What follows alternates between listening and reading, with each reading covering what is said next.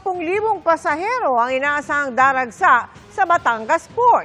Ang sitwasyon doon tinutukan live ni Paul Hernandez ng GMA Regional TV Balitang Southern Tagalog. Paul!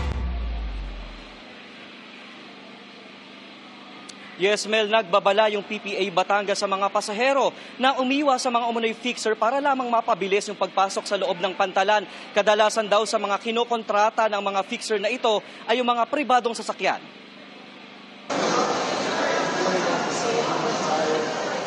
Mahabang pila sa waiting area ang sasalubong sa mga pasahero sa pier ng Batangas. Hindi yan naranasan ni Day na galing sa Olongapo. Nasa pier na raw sila alas 5 pa lang ng madaling araw, kahit alas 5 pa ng hapon ang biyahe pa Odjongan, Romblon. Before kasi talagang pag peak season, ang hirap nung biyahe, so sobrang siksikan. Ngayon, inagahan na kasi online na din yung pag-purchase ng ticket. Ang Amerikanong si Bill, nakailang balik na sa Pilipinas pero first time magpapasko dito. Naghahanda na rin siya sa kasal nila ng fiancé na si Daisy sa Romblon sa Enero. People are friendly. They always smile.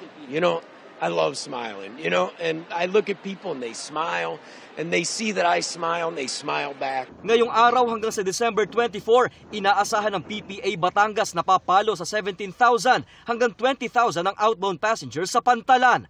Mas mahigpit ang ipinatutupad roong seguridad. Not also consider the forthcoming Christmas but also yung threat, no? Alam natin yung bombing incident na lately na nangyari. So kaya double yung aming security measures. Nagpaalala rin sa mga barko na huwag mag-overload.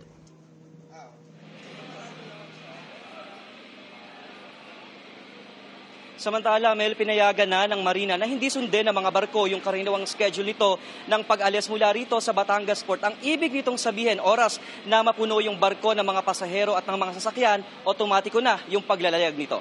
Mel. Maraming salamat sa iyo, Paul Hernandez ng GMA Regional TV Balitang Southern Tagalog.